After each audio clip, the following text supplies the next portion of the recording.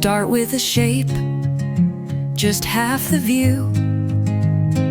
Add an axis, clean and true. Hit revolve, let it spin. 360 degrees, your part begins. Make round parts, cups or gears. It's quick and clean, no sharp shears. Profiles turn smooth and tight. Revolve brings sketches into light.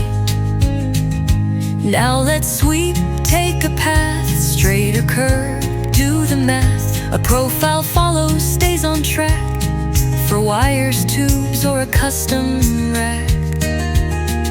Sweep needs to shape and line.